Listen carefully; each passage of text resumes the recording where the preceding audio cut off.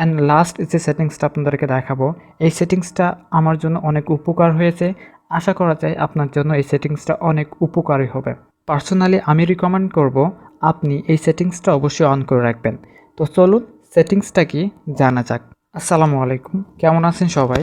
আশা করি ভালো আছেন। আজকের এই ভিডিওতে অ্যান্ড্রয়েড মোবাইল ফোনের 3টা দারুণ সেটিংস সম্পর্কে জানাবো, যে 3টা সেটিংস আশা করা যায় আপনাদেরকে উপকার আসবে। এই ধরনের ভিডিও করা একদমই প্রায় বাদ দিয়ে দিয়েছিলাম, তারপরে ভাবলাম আমার চ্যানেলে যে অডিয়েন্সগুলো আছে সেই অডিয়েন্সগুলোর মধ্যে বেশিরভাগ অডিয়েন্স এই ধরনের ভিডিও পছন্দ করে, তাই এই ধরনের ভিডিও আবার করতে বাধ্য হলাম। ওকে, চলুন আমরা শুরু করি আজকের এই দারুণ 3টি সেটিংস সম্পর্কে ভিডিও। প্রথমে যে কাজটি করতে হবে, অবশ্যই আমাদের সেটিংসে প্রবেশ করতে হবে। সিম্পলি সেটিংসে প্রবেশ করলাম। এই সেটিংসগুলো প্রত্যেকটা মোবাইল ফোনে আছে, কিন্তু ভিন্ন ভিন্ন জায়গায় এই সেটিংসগুলো আছে। আপনারা একটু কষ্ট করে খুঁজে নেবেন। প্রথমেই আমাদের ডেভেলপার অপশনে আসতে হবে। আমি প্রায় 1000 বার ডেভেলপার অপশন অন করা দেখাইছি, আজকের ভিডিওতে দেখাচ্ছি না। প্রথমেই চলে আসতে হবে সিস্টেমে। অন্যান্য মোবাইল ফোনে অন্যান্য জায়গায় সেটিংসগুলো থাকতে পারে। প্রথমেই ডেভেলপার অপশন চলে আসতে হবে। ডেভেলপার অপশনে আসার পর শুরুর দিকে একটা অপশন আমরা দেখতে পাচ্ছি, সেটা হলো স্টে ওয়েক।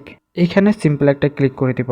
এখন এই সেটিংসটা অন করার পরে কি হতে পারে সেটা নিচের দিকে দেখতে পাচ্ছেন লেখা আছে, screen will never sleep while charging. অর্থাৎ আপনি যখন আপনার মোবাইল ফোনটা চার্জে বসাবেন তখন আপনার মোবাইল ফোনের স্ক্রিন কোনো সময় অফ হবে না। আপনি যদি এই সমস্যা পড়ে থাকেন যে আপনার মোবাইল ফোনটা যখন আপনি চার্জে ঢোকাচ্ছেন তখন স্ক্রিন কোনো সময় অফ হচ্ছে না, সেক্ষেত্রে হয়তোবা আপনার এটা অন করা আছে। আর যদি আপনি মনে করেন যে না, আমার মোবাইল ফোনের স্ক্রিন কোনো সময় অফ করতে চায় না, সেক্ষেত্রে সিম্পল এটা অন করে দিবেন। তাহলে আপনার মোবাইল ফোনটা যখন আপনি চার্জে ঢোকাবেন তখন আপনার মোবাইল ফোনের স্ক্রিনের আলোটা অফ হবে না। তো এটা আমার প্রয়োজন হয় না, সিম্পল এটা আমি অফ করে দিচ্ছি। এবার নিচের দিকে আসবেন। নিচের দিকে একটুখানি স্ক্রল করলেই আরেকটা অপশন পেয়ে যাবেন, নাইট মোড। সিম্পলি এখান থেকে নাইট মোডে ক্লিক করবেন। দেন এখান থেকে অলওয়েজ অফ থাকবে আপনাদের প্রথম অবস্থায়। আপনারা চাইলে অটোমেটিক করতে পারেন অথবা অলওয়েজ অন করতে পারেন। এখান থেকে অটোমেটিকই ক্লিক করলে আপনার মোবাইল ফোন অটোমেটিক্যালি নাইট মোডে চলে যাবে। যখন রাত হবে তখন অটোমেটিক্যালি নাইট মোডে চলে যাবে। তো এটা হলো 2 নাম্বার সেটিংস।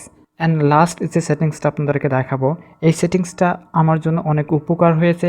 আশা করা যায় আপনার জন্য এই সেটিংসটা অনেক উপকারী হবে। পার্সোনালি আমি রিকমেন্ড করব আপনি এই সেটিংসটা অবশ্যই অন করে রাখবেন। তো চলুন সেটিংসটা কি জানা যাক। আপনি এই ডেভেলপার অপশনেই সেটিংসটা পেয়ে যাবেন।